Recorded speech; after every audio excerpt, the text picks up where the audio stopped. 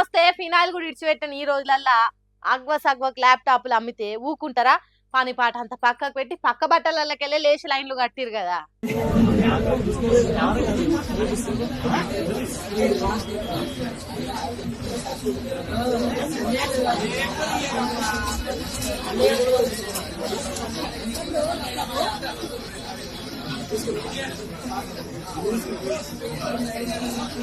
ఓ కొడుకా, ఉప్మా రవ్వ పోసిన రాలనంత మంది జామ్ అయ్యారు కదా.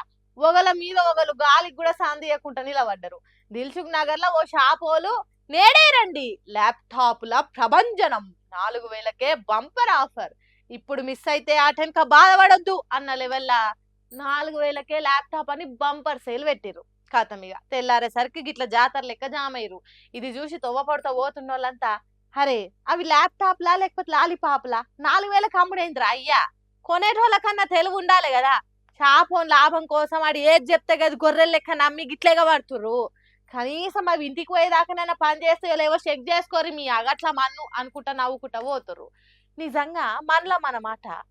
ఆడు 4000కే ల్యాప్టాప్ ఇస్తుండంటే అవి సొంటియో ఆలోచన చేసుకోవాలి. పోతే పోంతి 4000 అనుకుంటే అది కొన్నోళ్ళ ఎర్రి గాని ఇసోంటి స్కాములు చూసి మోసపోకుర్రి. ఏదైనా ఫ్రీగా అగ్వకు ఆఫర్ అని కొంటే తర్వాత మనం జుట్టెంటికెళ్ళి వీక్కున్నా బొచ్చు తప్ప ఆడ ఏం మిగలది. కాబట్టి గిసోంటి చూసి నమ్మకుర్రి, మోసపోకుర్రి అంటుర్రు. ఈ పాటికి మస్తు స్కామ్లల్లో ఇరికి మోసపోయినోళ్ళు.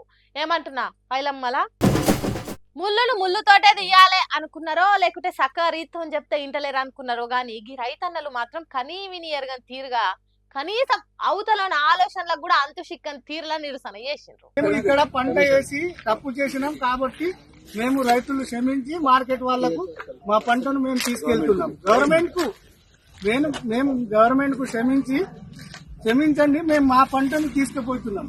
ఇంత సిగ్గుగా రైతులకు ఇంత అపమానం ఎప్పుడు? బల్లే హోంవర్క్ రాయకపోతే టీచర్ పనిష్మెంట్ ఇస్తారు కదా, హాగో గట్లనే ఉందిలే కథ. కానీ గిట్లా ఏసీలు సర్కార్కు పనిష్మెంట్ ఇప్పించేటట్టే ఉంది సినిమా చూస్తే. మరి లేకపోతేంది ఎంతసేపు అని గదవలు కాళ్ళు ఏలు పట్టుకుని బతిలాడాలినా? పండ్లు కావాలంటే అందరు కళ్ళలో పడాలి, అట్లా కావాలంటే గిట్లా చెయ్యాలి. ఆదిలాబాద్ జిల్లా బేల మార్కెట్ లా నెల గడుస్తుందంట ఈ అన్నలు పంట తెచ్చి పడిగాపులు గాయబట్టి. ఇక సోయా పంటను కోరనీకే సర్కారోళ్ళు ఈగరారు ఆగరారు. ఎన్ని రోజులు ఇంకా ఇట్లా అయితే కాదు.